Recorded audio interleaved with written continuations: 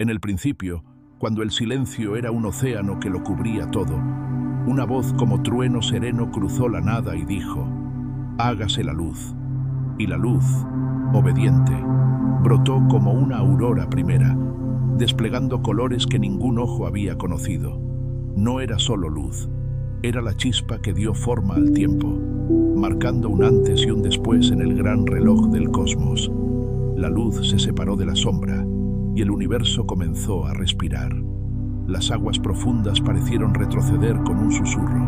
Apareció el firmamento, un techo de cristal bruñido donde las constelaciones aún bostezaban por nacer. Las yeguas se apartaron en profundos canales y la tierra firme surgió como una promesa cumplida. Montañas que se estiraban como gigantes dormidos, valles que se acomodaban en su regazo y praderas que se llenaban de hierba temblorosa. Entonces, la voz volvió a hablar y la tierra respondió con abundancia. Árboles frondosos, frutos que olían a futuro, flores que aprendieron a cantar con colores, peces plateados surcaron los océanos y aves de plumas imposibles bordearon los vientos, trazando mapas invisibles en el cielo. Cada criatura llevaba en su pecho una canción única, y el Edén, aunque todavía sin nombre, vibraba con el pulso de lo recién creado. Cuando la luz alcanzó su séptimo amanecer, la voz moldeó al primer humano con manos de barro y lo animó con su propio aliento. El hombre abrió los ojos y miró la maravilla que lo rodeaba. Su primera palabra no fue de pregunta, sino de asombro. No estaba solo por mucho tiempo. Del costado de aquel hombre, la naturaleza tejió a la mujer, compañera y espejo, para que juntos caminaran los senderos recién hechos. Los dos caminaron por jardines que brillaban como tesoros, aprendiendo a nombrar lo nombrable y a descubrir secretos en la voz del viento. Les fue dado un mandato sencillo y sagrado: disfrutar de los frutos de aquel paraíso, salvo el fruto de un árbol cuyo centro guardaba un misterio estrictamente prohibido. Si viene de ese árbol, les advirtió la voz, abrirás puertas que aún no es tiempo de cruzar. Al principio, todo fue armonía, risas como campanas, conversaciones con animales que no eran bestias sino testigos, y días que no conocían la sombra de la culpa. Pero en los límites del jardín, donde la hierba se tornaba más alta y los arbustos susurraban, algo se movía con astucia, una presencia antigua, fina como la hoja de un cuchillo. Observaba con ojos que entendían la distancia entre prohibición y deseo. Esa noche, cuando la luna apenas curvaba su filo sobre la copa de los árboles, la serpiente se acercó. Sus palabras eran líquidas y brillantes, y en ellas se escondía la promesa de un conocimiento que ardía como brasas. ¿De verdad les dijo Dios que no comieran de ningún árbol del jardín?, preguntó, y su voz instaló una grieta pequeña, apenas perceptible, entre la certeza y la duda. El hombre y la mujer intercambiaron miradas. La pregunta cayó como una semilla, pequeña, extraña, en la tierra de su confianza. La serpiente alarmante sin labios y ofreció una imagen de lo que podrían ser si desobedecían. Ojos que verían secretos, saber que desafiaría la simplicidad del mandato. Mientras la noche inclinaba su manto y la promesa del día aún no regresaba, la decisión comenzó a tomar forma, lenta, irresistible, como el oleaje que no pregunta si está permitido llegar a la orilla. Y en el umbral de ese instante, con la fruta prohibida brillando como un sol menor entre las hojas, la escena se congeló, la mano tembló, la boca se abrió, y el jardín contuvo el aliento. La mano que había rozado la piel pulida del fruto no retrocedió. La piel cede y la carne se muestra, jugosa y temblorosa. Un mordisco, pequeño, casi ceremonioso, bastó para romper el velo de la inocencia. Al instante, el sabor no era solo dulce, era una llave que giraba en cerraduras antiguas, desatando percepciones que antes estaban selladas. Los ojos ya no vieron solo colores, vieron contornos de culpa, líneas nuevas que delineaban responsabilidad y pérdida. El paraíso susurró y cambió su tono.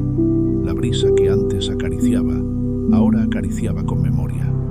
La risa se volvió duda, la mirada que antes se buscaba con confianza, empezó a esquivar la verdad recién nacida. La voz que hasta entonces había sido calor y mandato se acercó, no para castigar sin explicación, sino para confrontar. ¿Dónde estás?, preguntó, y la pregunta no era tanto geográfica como íntima. Era la llamada a un corazón que había cambiado de rumbo. El hombre y la mujer se escondieron entre las hojas, y las hojas encubrieron más que cuerpos, ocultaron la transparencia de su alma. Cuando la voz descubrió la ocultación, la conversación fue un terremoto de verdades, acusación que rodaron como piedras, excusas tejidas con hilos quebradizos y un reconocimiento que dolía como arrancar una venda. La serpiente observa la distancia con una paciencia que ya no necesita intervenir. Su obra estaba hecha y, sorprendentemente, cargada de consecuencias que la propia astucia no había previsto. El eco del primer pecado se propagó más allá del jardín. La tierra, que había sido una cama generosa, ahora mostró su cara de lucha. Espinas que no conocían comenzaron a nacer de la fragilidad humana. El trabajo dejó de ser juego para convertirse en esfuerzo. El alimento pasó a costar sudor y heridas. La armonía se fracturó y, con ella, la facilidad de vivir en comunión con todo lo creado. Aún así, en medio del desgarro, no todo se perdió. La voz, herida por la desobediencia pero todavía presente, pronunció palabras que eran a la vez justicia y promesa, consecuencias que marcarían generaciones, sí, pero también una sombra de esperanza que no podía ser ignorada. Algo, un plan, una promesa, se iba tejiendo en el silencio posterior, como una línea de luz que insinúa un regreso posible. Abandonaron el jardín con la tierra extraña bajo los pies. Cada paso dejaba una huella que gritaba su nueva condición. Los días se hicieron de trabajo, sudor y aprendizaje.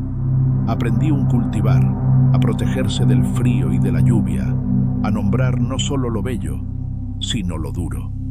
Con el tiempo vinieron hijos, y con los hijos vinieron nombres que contaban historias de amor, de miedo y de esperanza.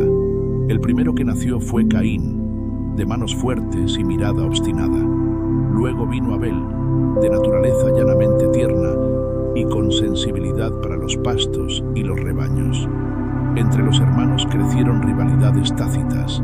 El pastoreo y la labranza trazaban ritmos distintos, como dos poemas que no siempre comparten la misma rima. Cuando llegó el tiempo de ofrecer dones, cada uno dio según su oficio. Abel ofreció de lo mejor de sus ovejas. Caín ofreció el fruto de su trabajo. La voz que antes hablaba en jardines ahora se escuchaba también en altares primitivos. La preferencia por la ofrenda de Abel encendió una chispa negra en el pecho de Caín. Los celos tomaron forma humana y, como una sombra extendiéndose, empezaron a cubrir la bondad que aún quedaba en su corazón. Los intentos de diálogo naufragaron en palabras duras. La amistad se fraccionó en silencio. Una tarde, cuando la luz caía baja y el mundo parecía una promesa pendiente, Caín invitó a Abel a caminar fuera del campamento. Lo que comenzó como una conversación terminó en un acto irreversible. La primera sangre humana fue derramada en la tierra que ahora reclamaba su salario. El llanto y la culpa se hicieron eco en cada árbol y cada piedra. La tierra que había recibido el fruto del trabajo recibió ahora el peso de la violencia. La voz preguntó de nuevo: ¿dónde está tu hermano? Pero esta vez la pregunta llevaba una gravedad distinta, un juicio que abría caminos nuevos para la humanidad. Exilio, marca y la dura enseñanza de que la vida del otro era sagrada y al mismo tiempo frágil. Caín, marcado y desterrado, se alejó a fundar su propio nombre en la tierra.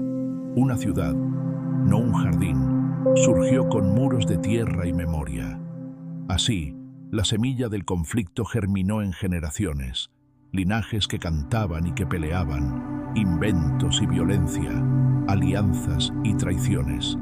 Las voces humanas crecían como un coro complejo, y la promesa que había surgido tras el pecado se volvió más difícil de seguir. aunque nunca del todo borrada. Entre ruinas de esperanza y destellos de fe, la historia se abría a horizontes vastos y peligrosos. Con el correr de los años, la corrupción se volvió ola que arrastraba todo a su paso. La maldad se expandió como niebla, los corazones se endurecieron y los actos de violencia dejaron de ser excepción para convertirse en costumbre. Los nombres se multiplicaban y con ellos las ciudades, pero bajo los muros había susurros de traición, codicia y crueldad. La creación, herida por la obstinación humana, gimió en su propio lenguaje. La voz, que había sido paciente y paciente, vio que la corrupción no era solo un acto aislado, sino un contagio que amenazaba la raíz misma de la vida. Con palabras que resonaron por cielos y abismos, decidió reiniciar la historia de la tierra, no por placer de destruir, sino por amor a la posibilidad de renacer. Eligió a Noé, hombre de rectitud en medio del caos, y le dio instrucciones claras y extrañas: construir un arca, un refugio inmenso que albergaría vida en medio del juicio venidero. Noé obedeció con manos que conocían el trabajo y un corazón que aún creía en promesas. Mientras la gente reía, burlándose de un carpintero que parecía hablar con el cielo, Noé midió tablas y clavó esperanza en las juntas de la embarcación. Los animales, convocados por un designio antiguo, vinieron en parejas. Los sonidos del mundo se comprimieron en el vientre de aquel barco destinado a ser semilla. Cuando el fin se acercó, las nubes se juntaron como ejércitos de sombra y la lluvia comenzó a tamborilear con furia. Las aguas, que habían obedecido la voz en la mañana de la creación, ahora volvían a reclamar su poder. El diluvio no fue solo castigo, fue un purificador que cubrió montes y selló destinos. Desde el arca, Noé miró cómo el mapa conocido se borraba bajo olas que reflexionaban el relámpago. Dentro del arca, el mundo era un corazón que latía en madera y cuerdas. Noé y su familia se convirtieron en pastores de voces, pasos de bestias que marcaban ritmos, respiraciones que se mezclaban con el oleaje y cantos tímidos que surgían en las noches largas. La rutina era una liturgia de cuidados: racionar la comida, limpiar, atender a las crías asustadas y reparar puertas que el agua golpeaba sin piedad. Los días se confundían, medidos por la paciencia más que por el sol. A veces, desde la borda, alguien alzaba la vista y buscaba en el horizonte una línea que aún no existía. Otras noches, el miedo hablaba en susurros, preguntando si la promesa había cambiado de forma. Pero en medio del encierro flotante, brotaron gestos de ternura, manos que calmaban, historias antiguas que se contaban para mantener viva la memoria de un mundo verde. Después de semanas que parecían estaciones, Noé soltó una paloma al cielo. Ella voló, reducida a un punto de esperanza, y volvió sin tierra, con el pecho aún lleno de mar. Pasó el tiempo y la paloma volvió a vencer la distancia. Esta vez regresó con una hoja fresca en el pico, una promesa palpable. La superficie respiraba otro aliento. El arca, que había sido tumba y útero, comenzó a ser puente hacia la tierra renovada. Cuando por fin las aguas comenzaron a retroceder, el arca ancló sobre montes silenciosos. Las puertas se abrieron como si el mundo exhalara después de una larga contención. Al pisar la tierra, los sonidos parecieron recibirlos como recién llegados. El crujir de la hierba, el canto de insectos que jamás se escucharon en el claustro del barco. Noé ofreció un sacrificio en acto de gratitud, y la voz prometió nunca más maldecir la tierra con tal destrucción. En el cielo se dibujó un arco que sería señal de ese juramento. Aún así, la gente que salió del arca llevó en sus miradas las marcas de lo vivido, la memoria indeleble del juicio y la responsabilidad de rehacer. Con manos que aprendieron a plantar de nuevo, comenzaron a poblar lomas y valles, a trazar nombres sobre lugares que volverían a latir con vida.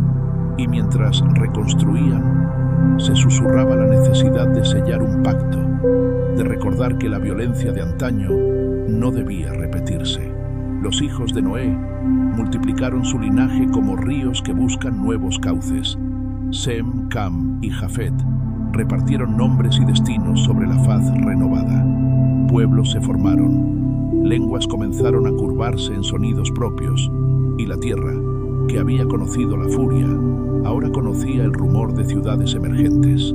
Con cada generación, el talento humano se desplegaba, cultivos más sabrosos, herramientas más finas, murallas que contaban historias, pero también se encendía la chispa de la ambición. En una llanura fértil, bajo un cielo que aún guardaba el recuerdo del arco, la gente se reunió con un propósito común: construir una torre cuyo cúspide tocara el reino de las nubes, un monumento que proclamara su nombre y sellara su seguridad frente al pasado. El proyecto nacía de orgullo y de miedo: orgullo por su ingenio, miedo a fragmentarse otra vez en caminos separados. Mano a mano, piedra sobre piedra, la torre fue creciendo como una prueba de la voluntad humana. La voz observó desde su silencio. Donde había unión por miedo, vio también desafío. Donde había ambición por seguridad, percibió una fuga del orden natural de las cosas. Para preservar la humildad necesaria a la convivencia y recordar que no todo poder les pertenece, decidió intervenir de manera que el orgullo se volviera lección. Confundiría las lenguas para que las palabras mismas se convirtieran en fronteras. Mientras la torre se elevaba, la primera piedra de orgullo resonó con la promesa de un futuro más propio.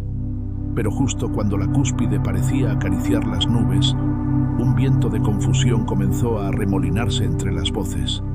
Las palabras, antes de los acordes, empezaron a disonantearse, y manos que antes se entendían dejaron de comprenderse.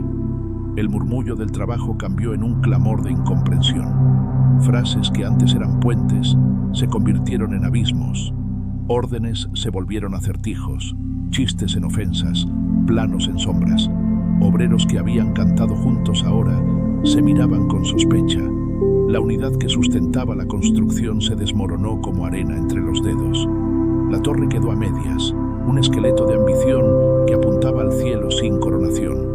Los arquitectos abandonaron sus instrumentos, los carpinteros dejaron sus sierras, y las familias enteras tomaron sus pertenencias en silencio, cada una siguiendo una lengua nueva que marcaba su rumbo. Así, la confusión hizo que la fuerza nunca pudo. Se dispersó a la multitud, poblando la tierra con idiomas, costumbres y nombres que serían la semilla de naciones diversas. La voz, al ver los caminos separados, no experimentó la ruptura como triunfo, sino que la contempló como una reconfiguración necesaria. La diversidad que emergía traía consigo riqueza y peligro, creatividad y conflicto. Aquella llanura quedó marcada por la memoria de lo que se quiso alcanzar y de lo que se temía perder. Y mientras los pueblos se alejaban en direcciones distintas, la torre inacabada quedó como testigo mudo del día en que la humanidad aprendió que no todo afán de unidad puede forjarse sin humildad.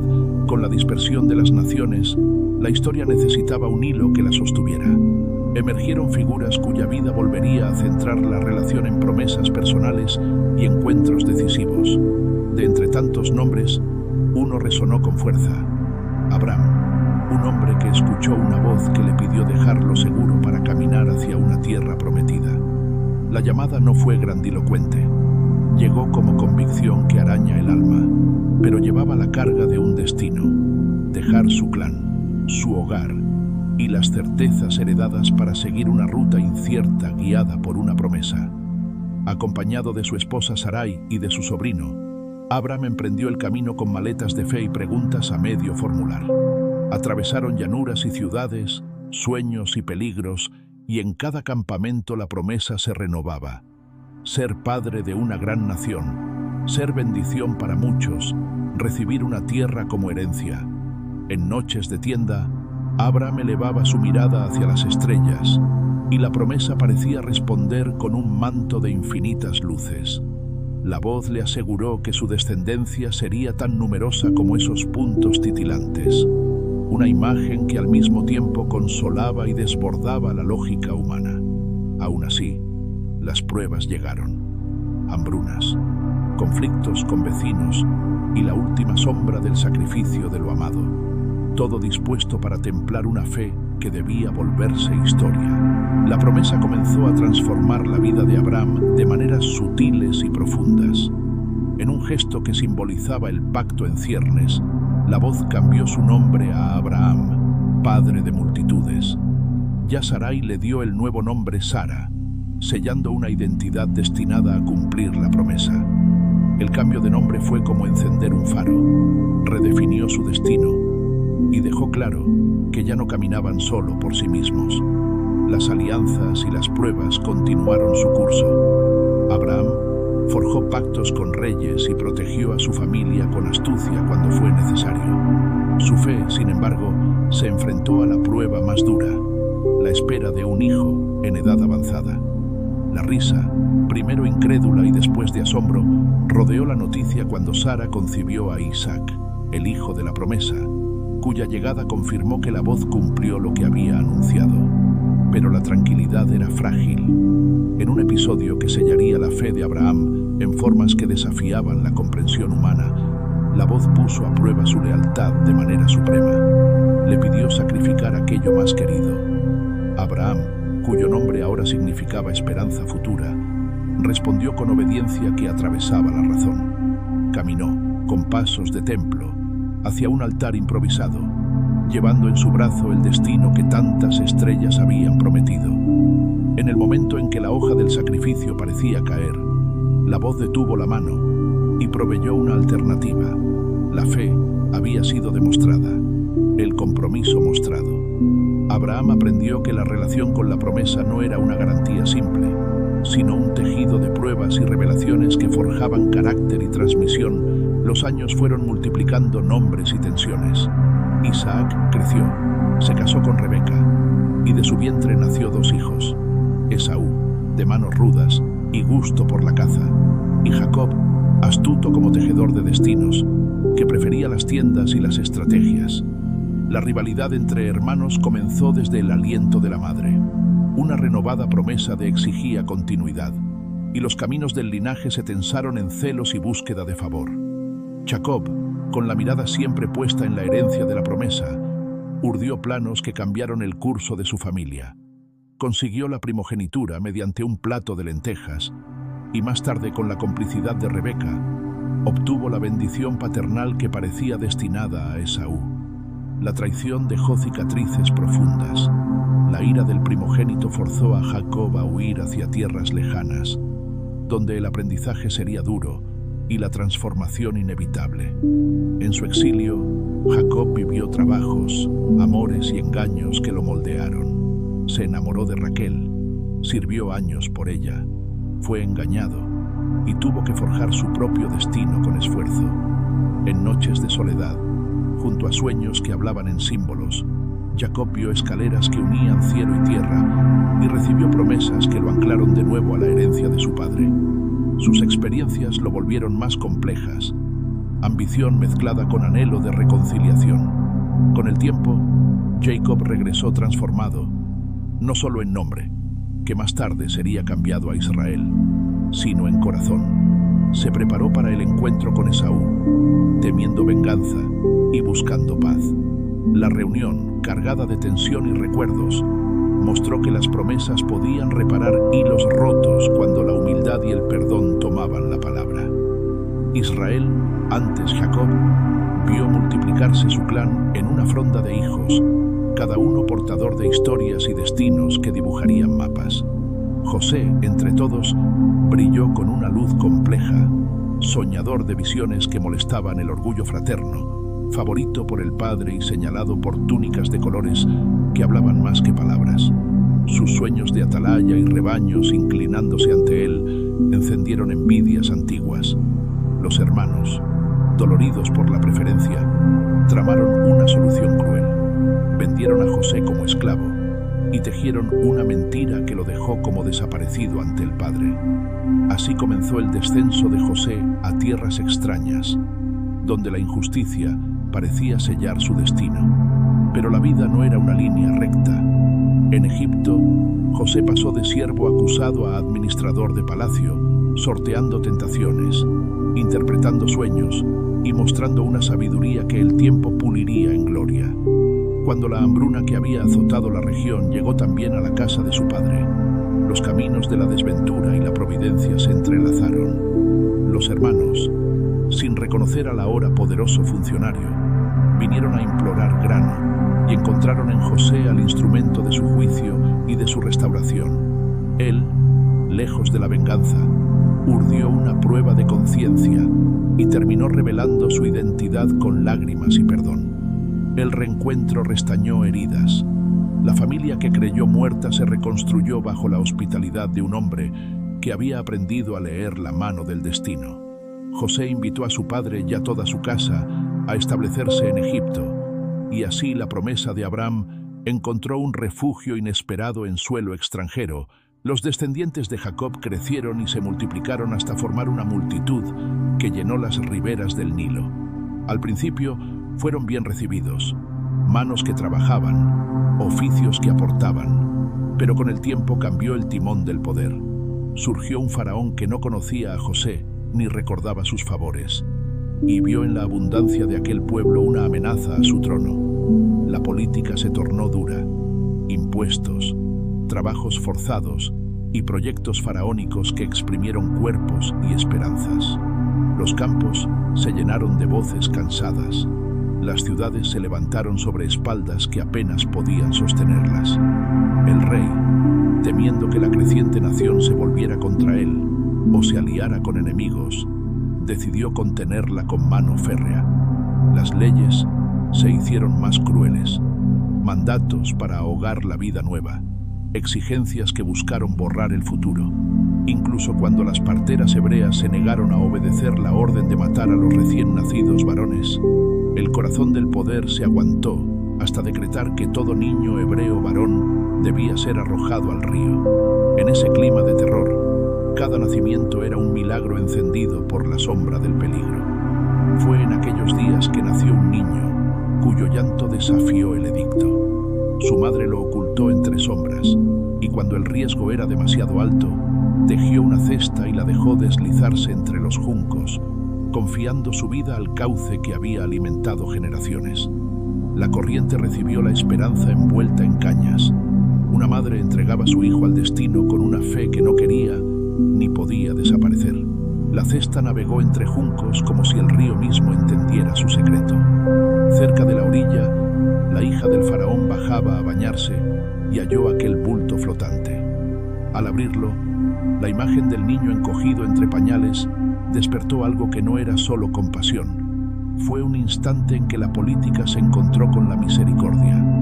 Decidió adoptarlo, llamándolo Moisés, rescatado, y le ofreció una vida en palacio, con educación y tronos a la vista.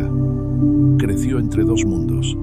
En los salones de oro aprendió la lengua del poder y sus estrategias.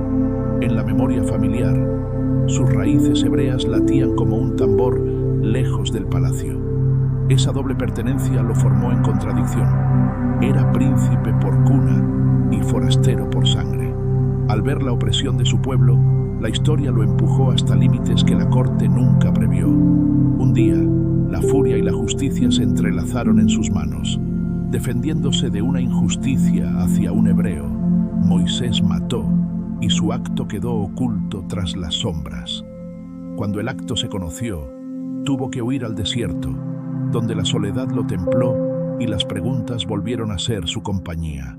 Allí, lejos del oro, aprendió a cuidar rebaños y a escuchar el silencio, que a veces es la forma más profunda de la palabra.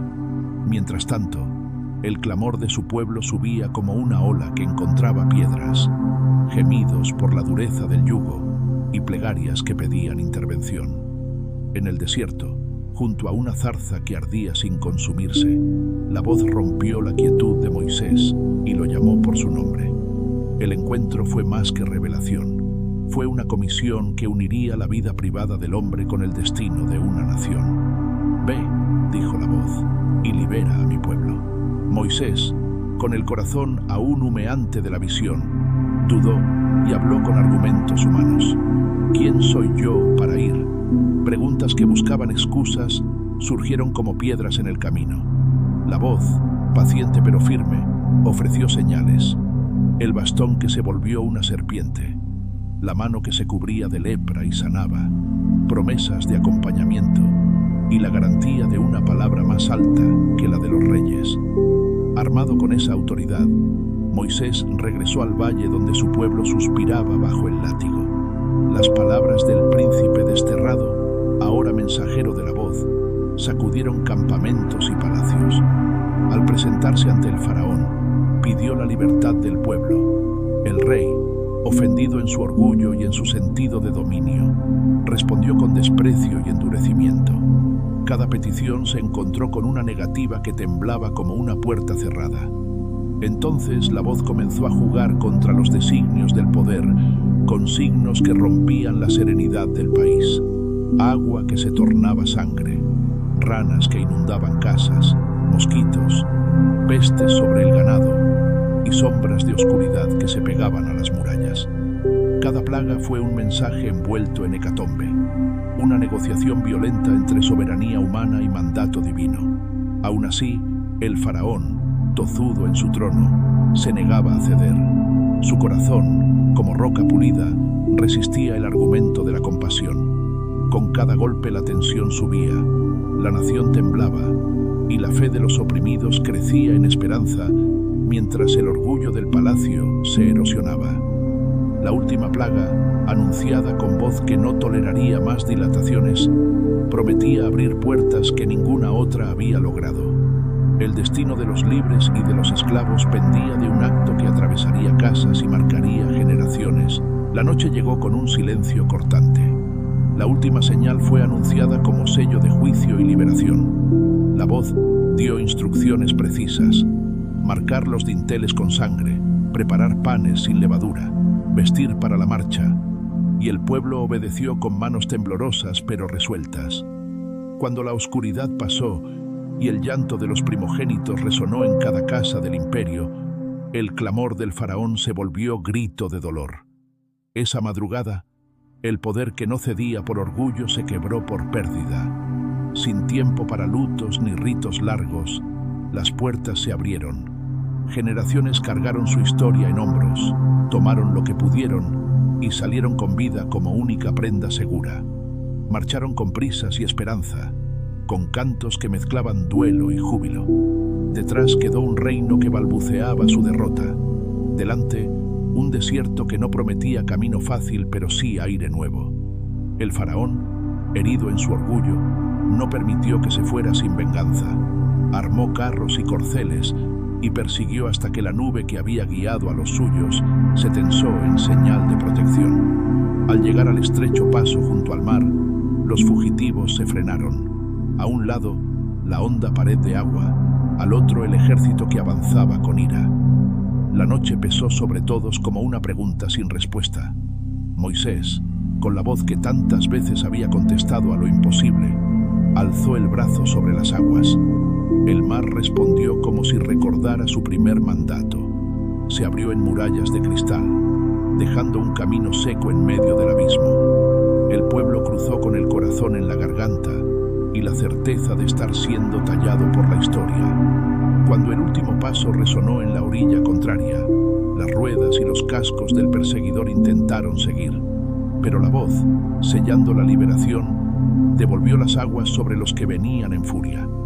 Esa noche se escribió un canto que las generaciones repetirían: la libertad arrancada con milagro y la memoria de un pueblo que aprendió a confiar cuando el mundo parecía cerrado. Y mientras el ejército hundido se callaba bajo las olas, los recién libres comenzaron a alzar la vista hacia un desierto que prometía pruebas y encuentros que forjarían su identidad. El desierto recibió a la multitud con un viento seco y un cielo que no perdona. Días de marcha, se vieron rostros curtidos por la arena, niños que aprendían a andar entre dunas, ancianos que contaban historias para mantener el pulso del grupo, y madres que sostenían la fe en pan y en canciones. La promesa ya no era solo memoria, era la tarea de transformar el miedo en disciplina y nomadismo en pueblo. La sede se volvió enseñanza. Donde la garganta ardía, La voz ofreció aguas de la roca y más tarde, cada mañana, un rocío milagroso, el maná, un alimento blanco que caía como nieve sobre el campamento. Enseñó a racionarlo, a no acumularlo, a confiar en la provisión cotidiana.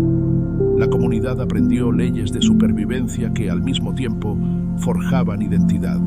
Compartir lo justo, respetar al débil, vivir en orden para no deshacerse en anarquía. Mientras tanto, Moisés subió al monte que olía a romero y a horizonte, el Sinaí. Allí la voz, desde un fuego que no consumía, habló con claridad y entregó preceptos que no eran meras normas técnicas, sino la columna vertebral de una nación, mandamientos sobre el amor, la justicia, el descanso y la santidad. La ley se convirtió en pacto visible. El pueblo escuchó, tembló y prometió obedecer. Moisés bajó con tablas que brillaban por el peso de la revelación. Sin embargo, la fragilidad humana no tardó en asomar. Mientras el tiempo se alargaba en la cima, algunos comenzaron a dudar, otros a impacientarse. Surgieron voces que buscaron soluciones inmediatas. En la llanura, entre tiendas inquietas, la confianza se quebró lo suficiente como para que una solución humana, una estatua, un ídolo, rellenara el hueco dejado por la ausencia del guía. El campamento, que había aprendido a depender de lo milagroso, se mostró capaz de volver a lo tangible y con ello a lo peligroso. La estatua dorada brilló como un sol falso en medio del campamento. Sintieron seguridad en lo visible. Música, baile y sacrificios llenaron el aire mientras la promesa verdadera parecía distante. La voz vio el ultraje y la ira, que no es mera cólera sino defensa del pacto, descendió como fuego sobre la llanura. Moisés, al bajar del monte con las tablas que ardían en peso sagrado, encontró la traición, rostros cubiertos de júbilo perverso y la imagen de su pueblo doblada ante metal. El corazón del profeta se quebró en dos, dolor por la infidelidad y rabia por la profanación. Arrojó las tablas y la roca escuchó su estallido. Luego, con gesto terrible, destruyó el ídolo y mandó a los que aún mantenían la fidelidad a separar a los rebeldes para que el contagio no devorara lo restante. La justicia rugió en actos que marcaron carne y memoria. Pero la historia no se agotó en venganza. Moisés se presentó entre la ira y la promesa como intercesor. Subió nuevamente al monte, su rostro cargado de súplica, pidiendo que la voz perdonara al pueblo a pesar de su traición. Allí la palabra se mostró compleja. Hubo justicia que no podía ser anulada sin costo, pero también hubo misericordia tejida con condiciones. La mediación de Moisés aplacó la tempestad lo suficiente para que la nación sobreviviera, aunque herida y llamada a una disciplina más honda. El campamento continuó su ruta, ahora más consciente de la fragilidad del don recibido. Algunos corazones se endurezcan, otros se volvieron humildes. La experiencia del ídolo quedó tatuada en la memoria como advertencia. Y mientras la tienda del encuentro volvía a erguirse, la comunidad entendió que la libertad traída por milagro exigía fidelidad cotidiana, no jubilosas sustituciones. Tras la tormenta de la traición, la voz volvió a acercarse con manos que reconstruyen. No solo restauró la ley, sino que dio instrucciones minuciosas para edificar un refugio visible donde lo divino y lo humano pudieran encontrarse: el tabernáculo. Cada detalle era simbólico: telas que hablaban de pureza, metales que reflejaban la gloria y muebles que narraban el sacrificio y la presencia. Los artesanos surgieron como sacerdotes del oficio. Hombres y mujeres con manos hábiles tallaron querubines, bordaron motivos de luz y ensamblaron madera y oro con reverencia. Sus talleres se convirtieron en templos de silencio creativo. Cada puntada y cada cincelada era una plegaria hecha forma. La comunidad aportó dones, tejidos, piedras, fragancias. La generosidad confluyó en un lugar que debía contener tanto miedo como esperanza. Cuando el tabernáculo quedó erguido, la nube de la voz descendió y la tienda dejó de ser solo una estructura para convertirse en signo de pacto. un centro que orientaba la vida del pueblo, un recordatorio de que la presencia era real, exigente y protectora. Los sacerdotes aprendieron ritos, ofrecieron sacrificios y velaron por el orden sagrado. La nación, por su parte, recibió la disciplina que permite convivir con los santos sin destruirse. La renovación no borraba las heridas. Las cicatrices servían ahora como lecciones vivas. La nueva tienda fue símbolo de que, aunque la fidelidad humana flaquee, la posibilidad de restauración persiste cuando hay arrepentimiento, trabajo y humildad. Así, entre incienso y lámparas que ardían sin agotarse, el pueblo caminó sabiendo que la presencia se hacía caravana con ellos, guiando pasos y marcando tiempos. La caravana volvió a ponerse en marcha, arrastrando tras de sí la tienda sagrada como un corazón móvil. Cada jornada era prueba y escuela, pasos que medían fe, campamentos que exigían orden y encuentros con pueblos que mostraban que la promesa no sería un camino sin espinas. Los jefes de clanes y los ancianos se convirtieron en consejeros. Los héroes emergieron en escaramuzas. El relato colectivo se fortaleció en las canciones de la marcha. Mientras avanzaban, surgieron conflictos que forjaron liderazgo, disputas por agua, decisiones sobre rutas y la disciplina para mantener el tabernáculo puro. Moisés, implacable en su intercesión y firme en su guía, debía equilibrar justicia y compasión. Delegó responsabilidades y jueces para que la vida cotidiana no colapsara bajo su peso. Así se orientó la nación hacia una organización que sería necesaria para la entrada a la tierra. En los bordes del camino, espías y enviados exploran la tierra prometida. Trajeron informes mixtos, tierras fértiles como jardines y ciudades fortificadas que no se rendirían sin lucha. Las voces que describieron gigantes y muros imponentes encendieron temor, mientras las que hablaron de abundancia despertaron deseo. El pueblo osciló entre el entusiasmo y la duda, y la balanza de su destino pendía de la fe que tuvieran en la promesa. Llegó el momento de cruzar el umbral. Las trompetas sonaron, y los una vez líderes escoltaron a la multitud hacia la frontera de la promesa. Pero la fe se mostró frágil. Al escuchar los informes de fortalezas inexpugnables y gigantes que habitaban las ciudades, el corazón del pueblo se encogió. Un murmullo creció en campamento. Mejor volver al desierto que enfrentar la sangre y las piedras. La desconfianza se hizo grito. Algunos clamaron por valentía, otros por precaución. La indecisión contagió a la mayoría, y pese a trasfondos de recuerdo y milagro, la voz respondió con severidad. La generación que dudó perdería el derecho a entrar.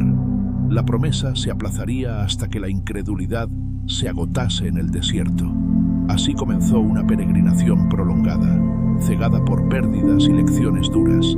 Aún en ese tiempo de prueba, emergieron remanentes de valor. Josué, figura forjada para tomar el relevo, y Caleb, cuya fe no conocía el desánimo, se convirtió en testimonios que instigaban esperanza. Pero la sentencia ya estaba lanzada. Años de itinerancia, batallas menores, disciplina que templaría el carácter y la lenta extirpación de la generación incrédula.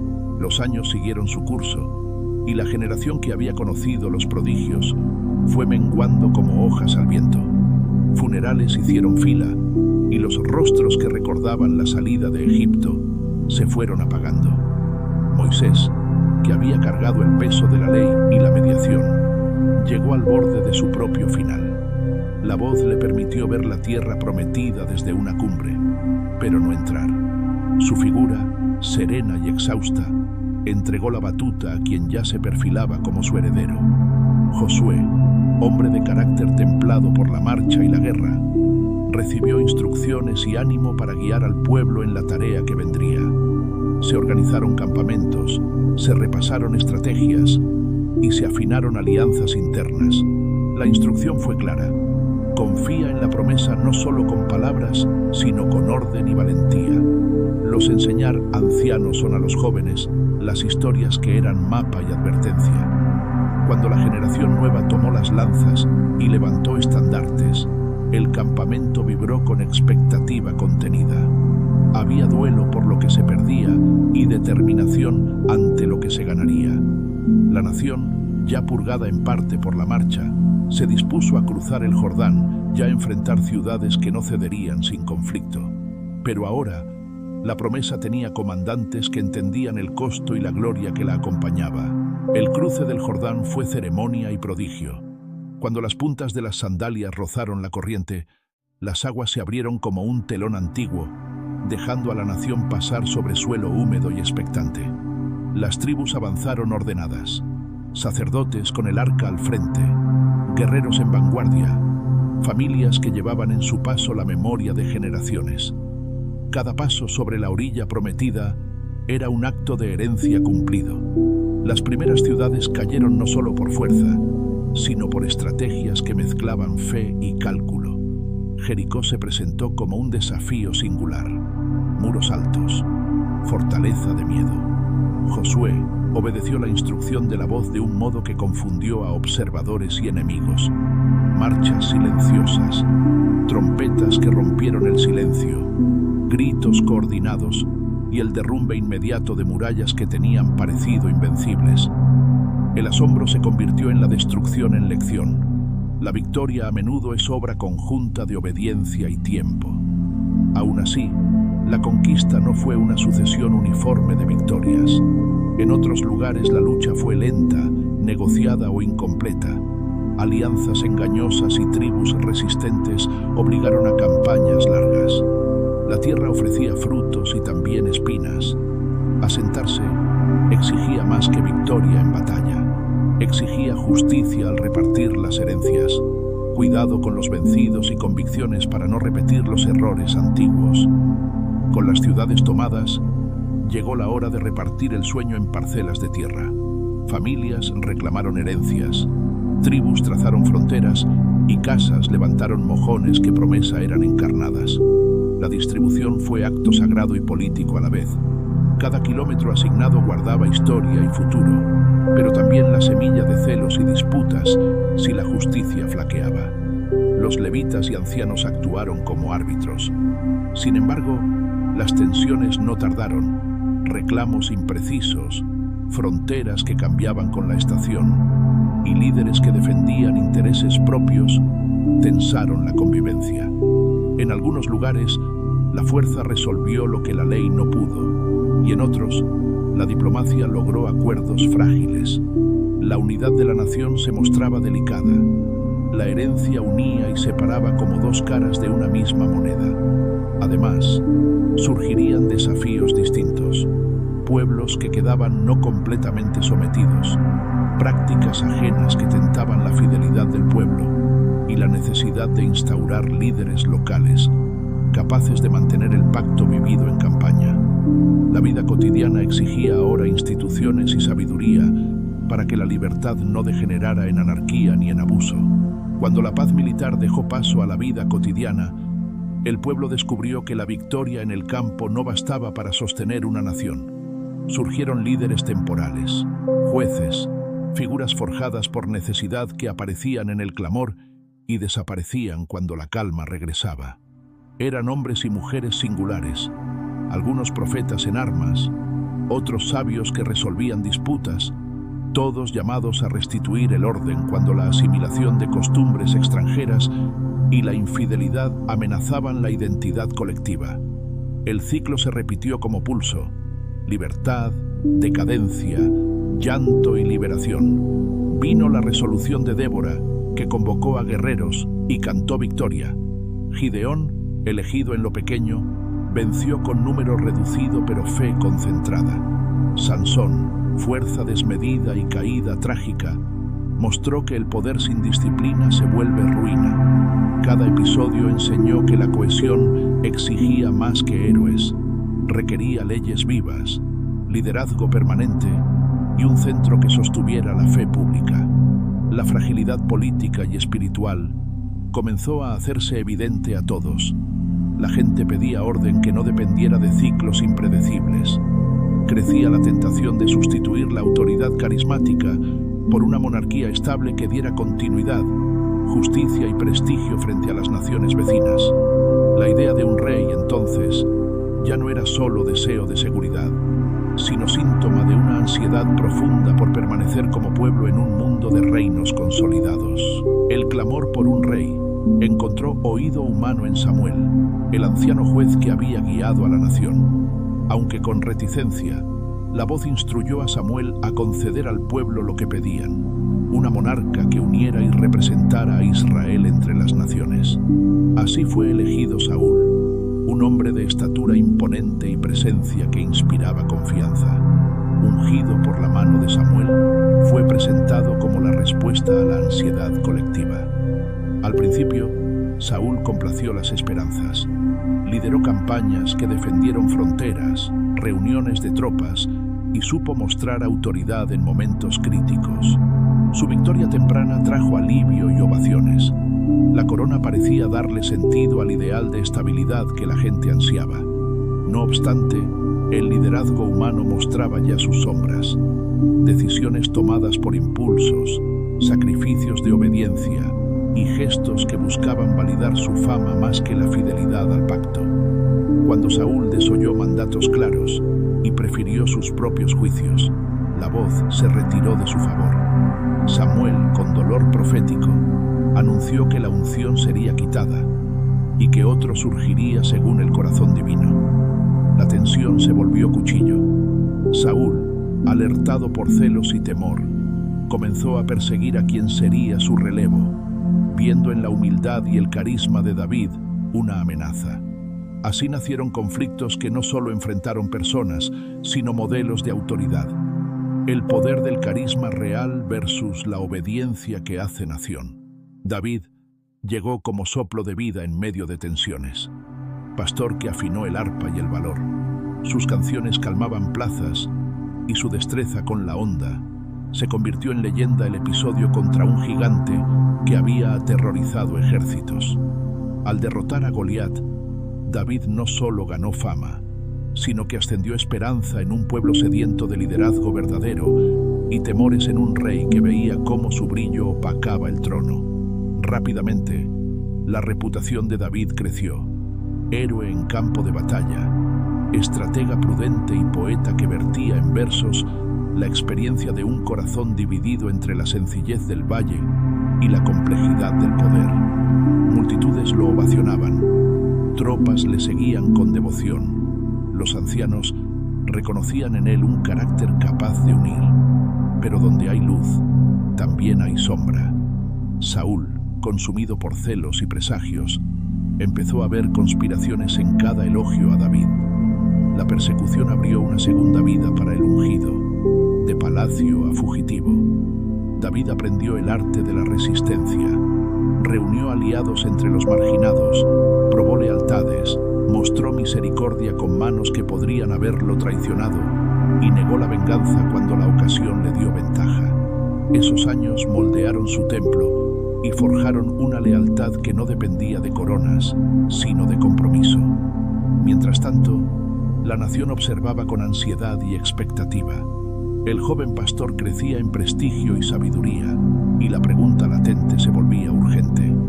Si David llegara al trono, ¿sería el rey que sanara fracturas o la figura que las intensificara? El destino de Israel oscilaba entre el sueño de unidad y la posibilidad de nuevos conflictos. El día llegó en que la balanza del poder empezó a inclinarse definitivamente. Con astucia y paciencia, David consolidó alianzas. Jefes tribales que antes desconfiaban vieron en su liderazgo una posibilidad de estabilidad. Ciudades heridas por guerras aceptaron guardias que restauraban el orden. Poetas y sabios comenzaron a cantar una visión de unidad. Cuando Saúl cayó en batalla y la noticia llegó como un rayo, el vacío de poder se llenó con la expectativa de un nuevo reinado. David fue reconocido rey primero en Judá y luego, tras complejas negociaciones y concesiones, por todo Israel. Su coronación fue mezcla de júbilo y responsabilidad. La túnica real pesaba más que el orgullo. Sobre sus hombros caía ahora la tarea de transformar a un pueblo de tribus en un reino cohesionado. La nueva capital, Jerusalén, fue elegida no solo por su posición, sino por su simbolismo. unir clanes y erigir un centro que pudiera custodiar la fe y la ley. Reinado y paz no implicaron ausencia de conflicto. David libró campañas para afirmar fronteras, establecieron alianzas matrimoniales y estructuras administrativas que sostuvieran la unidad. Pero en lo íntimo surgieron tensiones que la espada no resolvía, pasiones desenfrenadas, decisiones que dañaron familias y errores morales que sembraron tragedia en su casa. Su grandeza militar y política convivía con sombras que advertían que incluso el rey elegido tenía límites. Aún así, la memoria colectiva lo celebró en salmos y relatos como el rey que hizo posible una nación con centro y canto. Bajo su reinado, Israel vivió instantes de esplendor y florecimiento cultural, templos de palabra, música que unía plazas y una identidad que comenzó a respirar con el ritmo de una monarquía fuerte. Pero la historia, fiel a su complejidad, guardaba para el final una bifurcación dolorosa. El legado de David abriría puertas de gloria y a la vez sembraría semillas de conflictos futuros en su linaje. Bajo la corona de David, la aspiración de un templo que alojara la presencia sagrada se convirtió en proyecto supremo. Su hijo Salomón, rey de sabiduría extraordinaria, recibió la tarea y la elevó a arte. Pactos con canteras lejanas, artesanos que tallaron profecías en piedra, cedros que olían una promesa y oro que no solo brillaba, sino hablaba de magnificencia. El templo se levantó como corazón arquitectónico del reino, un lugar donde la ley, la música y la liturgia convergían en ceremonias que daban sentido a la vida nacional. Salomón gobernó con juicio famoso. Sus sentencias, relatadas en proverbios, buscaban equilibrar equidad y prudencia. El comercio floreció, las rutas se abrieron y la cultura alcanzó un esplendor que atrajo embajadores de rincones remotos. Sin embargo, la prosperidad también vino con costos. Matrimonios políticos trajeron cultos extraños. El lujo tensionó la economía y la centralización del poder generó resentimientos en regiones que aspiraban a autonomía. Al final de su reinado, las tensiones acumuladas afloraron como fisuras en una pared antes imponente. Demandas fiscales y trabajos forzados que soportaron las tribus para sostener la magnificencia real aprendió la mecha del descontento. Tras la muerte de Salomón, esas heridas no sanadas se volvieron grietas.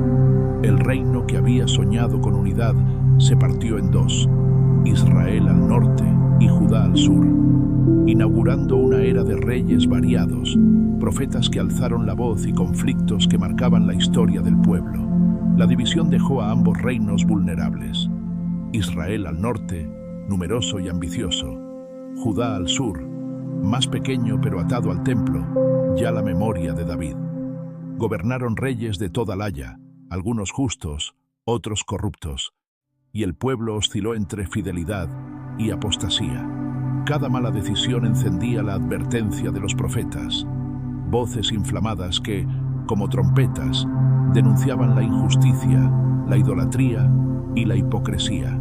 Isaías, Jeremías, Oseas y muchos otros se levantaron no para aumentar la gloria del trono, sino para llamar a la responsabilidad y a la conversión. Los profetas no solo acusaron, anunciaron juicios que caerían como tormentas y ofrecieron visiones de restauración que brillaban como faros. Las potencias de la región, reinos de hierro y estrategia, aprovecharon las fisuras. Israel cayó ante Asiria y su pueblo fue esparcido como ramas al viento. Judá resistió más tiempo, pero la presión aumentó hasta que Nabucodonosor de Babilonia marchó y rompió muros y esperanzas. El templo sufrió profanaciones y la élite fue deportada a orillas extrañas.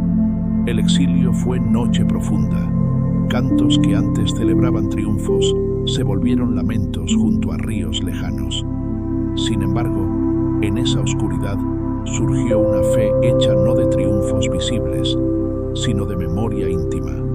Oraciones que preservaron la ley, relatos que conservaron la historia y profecías que prometieron un regreso. La identidad que parecía rota comenzó a forjarse en la espera. y la idea de un futuro redimido se mantuvo como llama inextinguible en el corazón de los dispersos. El retorno no fue un simple regreso de cuerpos a tierra vieja, fue una resurrección de palabra y memoria. Tras decretos y largos años, algunos volvieron de la orilla de los ríos extranjeros con manos ásperas y ojos llenos de historias. Vinieron reconstruir muros, levantar altares y reencontrar voces que aún sabían los cantos antiguos. Bajo el liderazgo de hombres y mujeres determinados, los ladrillos se alzaron otra vez y el templo, aunque distinto en escala y en brillo, recuperó su lugar como corazón de una comunidad que había aprendido a no depender del triunfo inmediato. La reconstrucción fue escuela de humildad, aprender a sembrar en suelos heridas, a perdonar ofensas que el tiempo había agrandado, a leer la ley con nueva profundidad. Profetas volvieron a hablar, no ya solo para acusar, sino para recordar la tarea de vivir como pueblo bajo la promesa, justicia, compasión y una lealtad que resistiera la seducción del poder. La historia, en su giro final, mostró que la fidelidad es testimonio más que victoria, constancia más que gloria fugaz. Y sin embargo, la promesa seguía abierta, no clausurada por muros ni por exilios. En cada generación se encendía de nuevo la espera de plenitud. Canciones que miraban hacia un horizonte aún no alcanzado. Relatos que transformaban tragedia en argumento de esperanza. La voz que había empezado todo seguía susurrando, convocando a hombres y mujeres a ser custodios de la creación, administradores de la justicia y poetas del perdón. Así concluye el gran compendio, no con un final absoluto, sino con un estirpe de comienzos, desde la chispa primera hasta las cenizas del exilio y la lenta reconstrucción. La historia del Génesis y sus ecos posteriores es una epopeya de fracaso y gracia, de caída y restauración, un llamado eterno a no dejarse vencer por el desaliento. Porque mientras haya manos que planten y ojos que sueñen, la promesa seguirá latiendo, empujando a la humanidad hacia un mañana que, aún incierto, es posible.